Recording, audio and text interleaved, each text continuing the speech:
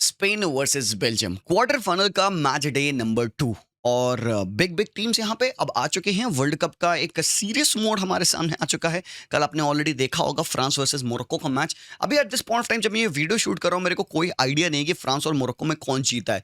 Just imagine the fun of it भाई साहब, मजा आ गया भाई। अभी जस्ट इमेजिन करो भाई फ्रांस जीत जाए तो एक पोटेंशियल है कि स्पेन वर्सेस फ्रांस सेमीफाइनल में हो जाएगा, जो कि एक बहुत ही बड़ा गेम होगा। और आर्सेन वेंगर ने क्या कहा है कि भाई फ्रांस वर्ल्ड कप जीतेगी और अगर फ्रांस को कोई टीम रोक सकती है तो वो स्पेन ही होगी। सो दैट मीन्स कि भाइयों let's not jump the gun. Simple सी बात है, मुझे नहीं पता कि फ्रांस जीती है और हमें नहीं पता टुगेदर कि स्पेन और बेल्जियम में कौन जीतेगा। तभी हम ये वीडियो में बात करने वाले हैं। भाइयों welcome back, thank you for joining in. आपको बताओ गट फीलिंग क्या कह रही है कि स्पेन और बेल्जियम में कौन जीतेगा। और बेल्जियम यहाँ पे क्वार्टर फाइनल पहुंच चुकी है, एक ऐसी टीम जिसको कि शायद हम बहुत ज्यादा रेट नहीं कर रहे थे। एंड बेसिकली इनके जो प्रीवियस मैचेस रहे, जिस तरीके से इन्होंने यूएसए को हराया है after all the whole FIFA scandal of allowing Balogun to play in that game, but भाइयों कन्विंसिंगली 4-1 की विन थी। बहुत बेहतरीन गेम खेला है भाई यार रूडी गार्सिया, हार्ट्स ऑफ मेरे भाई। लेकिन इससे पिछला गेम अगर आप सेनेगल का गेम देखोगे भाई, तुमको पता है भाई बेल्जियम, होली शिट भाई, बेल्जियम की टीम 2-0 डाउन थी, 2-0 डाउन थी। एंड देन उस मैच में they went on to make a heavenly comeback. Brilliant game खेला उन्होंने। लास्ट के 15-20 मिनटों में बेल्जियम, लिटरल बेल्जियम दिख रही थी। और जो सबसे बड़ी बात यहाँ पे उन्होंने करी है, रूडी गार्सिया ने अपने 2 इंपॉर्टेंट सितारे हटा के फेंक दिए थे। मतलब no Kevin De Bruyne, no Jeremy Doku. उसके बाद कमबैक हुआ और भाइयों उसी की वजह से अगले मैच में यूएसए के अगेंस्ट उन्होंने ना तो डोकू को खिलाया और तो केविन डी ब्रूयने को तो खिलाया नहीं पूरे मैच में भाई, सब्स्टिट्यूट पे भी नहीं लाया भाई केविन डी ब्रूयने को। सो दिस टेल्स यू कि भाई यहाँ पे Rudi Garcia is not afraid of making bold calls. But Spain के अगेंस्ट क्या होगा भाइयों सिनेरियो, एक सिंपल सी बात है। पिछले 11 मैचेस में स्पेन अनबीटन है अगेंस्ट बेल्जियम। जो लास्ट इनकी डिफीट आई थी वो 2-1 की डिफीट आई थी, वो 1980 के यूरोपियन चैंपियनशिप में थी। तो मतलब पिछले 11 मीटिंग से बेल्जियम ने स्पेन को हराया नहीं है। तो हिस्टोरिकली आपको पता है फेवर किस साइड जा रहा है। और उससे बड़ी बात, स्पेन ने अपने पिछले 5 मैचेस में बेल्जियम को हराया है 5 बार और एग्रीगेट स्कोर लाइन उन मैचेस की थी 13-1। ओए यार 13 5 में 5 wins, 13 goal scored, 1 goal conceded. ये है स्पेन की रियलिटी एट द मोमेंट। और ऑल्सो मेरे भाइयों यहाँ पे I have to add, Spain ने पिछले 10 घंटे 9 मिनट में गोल कंसीड नहीं किया है। फीफा का ये वर्ल्ड कप का भाई ये रिकॉर्ड है, ये रिकॉर्ड है भाई। स्पेन ने पिछले 6 मैचेस में एक भी गोल कंसीड नहीं किया। और सबसे बेस्ट चीज इस साल स्पेन की वर्ल्ड कप में उन्होंने XG अगेंस्ट पर गेम 0.30 का बनाया है। अगर आप फातम कर पा रहे हो इसका मतलब क्या है, what does this XG against पर गेम 0.30 का मतलब, इसका मीन क्या है कि मतलब पूरे जितने मैचेस में स्पेन के अगेंस्ट जो एक्सपेक्टेड गोल की चांसेस बनाई हैं, मतलब क्वालिटी ऑफ चांसेस जो सामने टीम बनाई हैं, वो भाइयों बहुत बेयर मिनिमम है। उसको आप पर गेम क्वांटिफाई कर पा रहे हो कि भाई आधा गोल भी सामने टीम नहीं मार पा रही है, आधा गोल भी नहीं। 0.30 पर गेम का XG अगेंस्ट है। दैट टेल्स यू कि सामने टीम की क्वालिटी जो चांस क्रिएशन है दैट इज नॉट गुड। मतलब स्पेन की डिफेंडिंग अच्छी है, मतलब स्पेन की प्रेसिंग अच्छी है, स्पेन का डिफेंसिव ट्रांजिशन, रेस्ट डिफेंस, मतलब सारे जो डिफेंसिव स्टैटिस्टिक्स हैं स्पेन के वो बहुत अच्छे हैं। लास्ट मैच उन्होंने खेला पोर्चुगल के against and Spain was not good. नहीं, बिल्कुल भी नहीं, स्पेन अच्छी टीम नहीं खेली उस वाले मैच में भाई। हमें लग रहा था पोर्चुगल बेटर खेल रही है, उनके सारे चांसेस को ब्लॉक कर रही है, डिफेंड कर रही है। डिगो कोस्टा का अच्छा गेम था, दोनों डिफेंडर्स अपना काम कर रहे थे, मिडफील्ड अपना काम कर रही थी। बट भाई it was until the end 90+ minute तक Mikel Merino and Ferran Torres मेरे भाई द गोट। बाद में फेरन तोरेस येलो कार्ड पे हैं इस मैच में। अगर फेरन खेलते हैं और उनको येलो कार्ड मिल जाता है तो अगर सेमीफाइनल में जाते हैं तो भाई फेरन तोरेस नहीं खेल पाएंगे। और ये वही बंदा है जो कि ऑफ द बेंच आके मिकेल मेरिनो को वो असिस्ट दिया जिसकी वजह से स्पेन ने पोर्चुगल को हराया। बट अब यहाँ पे सिंपल सी बात, क्या स्पेन इस मैच में यही सेम अप्रोच रखेगी? बेल्जियम कैसी टीम है, बेल्जियम कैसा फुटबॉल खेलना पसंद करती है? देखो बेल्जियम के पिछले आप फिक्चर्स अगर देखोगे तो एक चीज आपको उनके पोजीशन स्टार्ट से आइडिया लगेगा कि भाई इनका पोजीशन ना अराउंड 50% पे रहता है। यूएसए के अगेंस्ट उन्होंने 44% रखा था, बट उस मैच में उन्होंने 4 गोल मार दिए थे। उसके बाद सेनेगल वाला जो मैच था वहां पर उन्होंने ज्यादा बॉल रखा था, जो 52% पोजीशन उन्होंने रखा था, बट इन्होंने यहाँ पे भी 3 गोल मारे थे, कमबैक विन करी थी यहाँ पे। तो पोजीशन इतना मैटर नहीं करता है। फिर न्यूजीलैंड वाले गेम में भी they were able to keep 54% of the position. तो मतलब पोजीशन हैवी टीम नहीं है बेल्जियम। और सेम चीज आप स्पेन के लिए भी कह सकते हो। तो पोजीशन वाइज अगर मैं इस गेम को डिवाइड करूं तो there could be a chance जहां पे स्पेन ज्यादा बॉल रखे, because Belgium is comfortable while not having the ball, and vice versa भी ट्रू है। तो भाई मोमेंट्स की बात आएगी और ऐसा हो सकता है भाइयों कि फर्स्ट हाफ थोड़ा सा बोरिंग जाए, दोनों टीम टेस्ट आउट ना करे और हो सकता है कि भाई गंग हो अटैक ना करे स्पेन और इवन बेल्जियम, मतलब स्टार्टिंग हो सकती है थोड़ी सी बोरिंग हो, फर्स्ट हाफ थोड़ा सा टच एंड गो हो जैसे पोर्चुगल वाला मैच हुआ था, या ऑल टुगेदर भाई गंग हो जाना है तो भाई वो तुमको पता है स्पेन वो भी कर सकती है। स्पेन एक ऐसी टीम है जो कि टिकट अगर 2.0 आप कह सकते हो, एक्चुअली 3.0 हो गया अब तो यार, ये एक different way of Spain football खेलती है, मोर वर्टिकलिटी के साथ, मोर पेस के साथ, और खासकर जब निको विलियम्स उनके पास लेफ्ट पे रहते हैं तो भाई वो ज्यादा थ्रेट प्रोवाइड करते हैं। But Baena has not played bad, but everything comes down to 11 क्या होगा। सो भाई मतलब बेल्जियम की जैसे कि रिपोर्ट है कि भाई बैकलाइन में कोई चेंज होगी नहीं, कोर्ट तो ऑब्वियसली गोल में रहेंगे, कास्तांगने, अंगोय, मेखले और डेक कूपर खेलेंगे बैक फोर में। अब मिडफील्ड की थोड़ी सी प्रॉब्लम है, आमुडू ओनाना को इंजरी हो चुकी है, वो बंदा आउट हो चुका है फीफा वर्ल्ड कप से, एसीएल गया बंदे का बेचारे का। तो मिडफील्ड में हांस वानकन एंड निकोला रास्किन खेल सकते हैं डबल पिवट, और रास्किन बहुत बेहतरीन फुटबॉल खेल रहा है लेटली। ये बंदा सरप्राइज पिक मेरे लिए इस फीफा वर्ल्ड कप में, सरप्राइज क्या मतलब एक surprise pick in the starting 11 हो जा रही मेरे लिए, क्योंकि he is playing so well, I was rooting for the guy. Tielemans को आप एज अ अटैकिंग मिडफील्डर खिला सकते हो, Dodi Lukebakio should retain his spot on the right wing position because अच्छा मैच खेला था पिछले वाला बंदे ने। ट्रोसार्ड का खेलना बनता ही बनता हो भाई। एक बात बता दो, सबसे इंपॉर्टेंट प्लेयर्स पूरे बेल्जियम नेशनल टीम में है ये बंदा ट्रोसार्ड। ट्रोसार्ड सबसे इंपॉर्टेंट प्लेयर है मेरे भाई, he is consistently playing every game, जितने मैक्सिमम मिनट्स खेल सकता है बंदा, और ये बंदा तूफान मचा रहा है, बहुत बहुत बेहतरीन footballer Trossard is playing.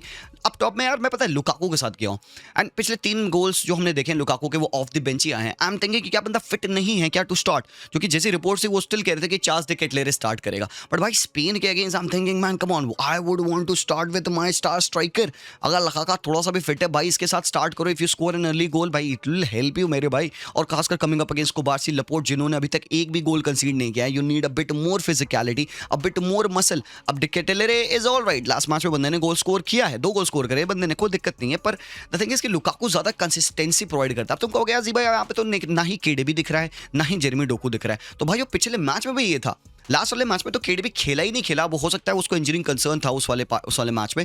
Docu still second half में आए थे टुवर्ड्स द एंड, लास्ट के 20-25 मिनट बंदे ने खेला है।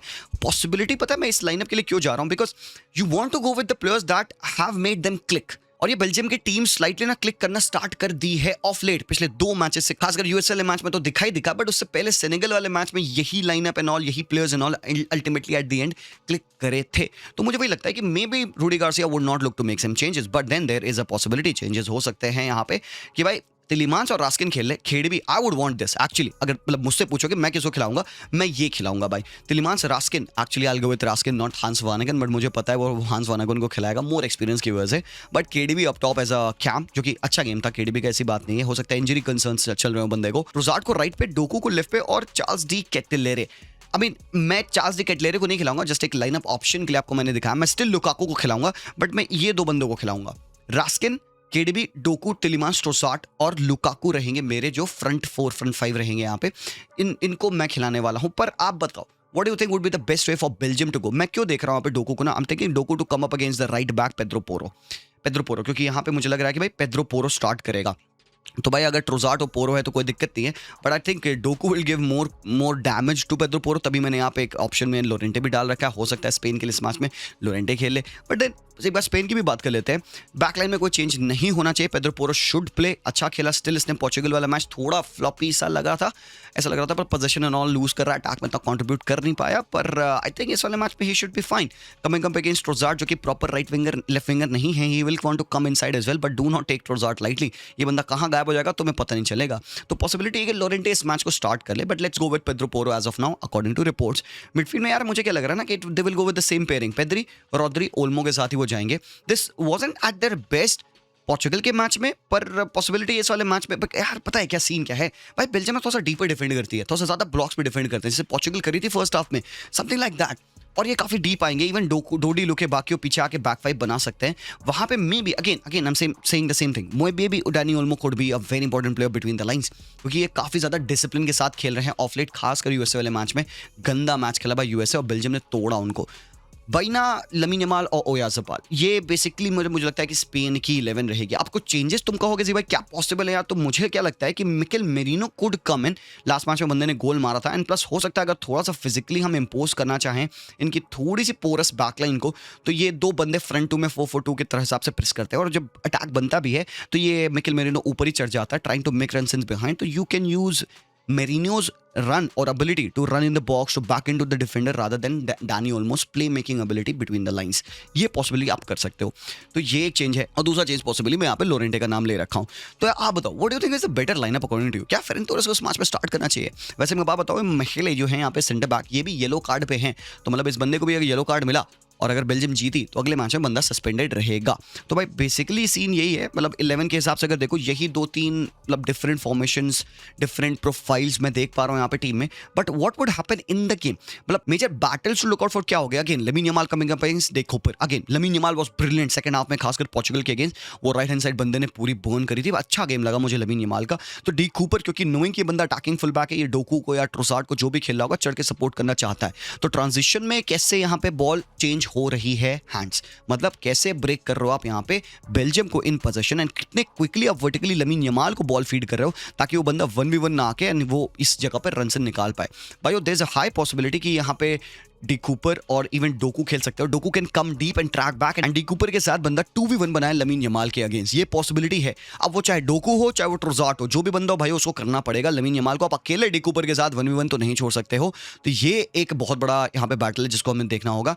बाइना क्या करता है ना, बाइना इज नॉट द गाय जो कि पिच की विड्थ खींचेगा। व्हेन ही स्टार्ट्स हियर तो वो पिच की विड्थ खींचता है, बट जब वो इनसाइड आता है ना यहाँ पे, this is majorly where he plays, he tries to play closer to Oyarzabal ताकि लिंक अप करे। और ओयाज़बाल इतना शाना है ना भाई, ये बंदा इधर इधर नहीं रहेगा भाई, इधर नहीं रहेगा, ये इधर कहीं घूमता टहलता रहेगा भाई, इधर कहीं घूमता टहलता रहेगा। बैकलाइन पूरी पूरी खाली रहेगी, बॉक्स में कोई बंदा भागता ही नहीं है भाई स्पेन के लिए। और यही पोर्चुगल के मैच में कमी हो रही थी, कोई बंदा बॉक्स में दिख ही नहीं रहा था जब जब यहाँ पे लमीन यमाल चढ़ रहा है ऊपर, कट बैक करने के लिए कोई है ही नहीं। एंड प्लस वी नो कि कुकुरेया भाई ही इज ऑल्सो अ गाय जो कि चढ़ के खेलता है, चाहे वो लोरेंटे हो चाहे Pedro Porro, both of these guys have got the quality to overlap.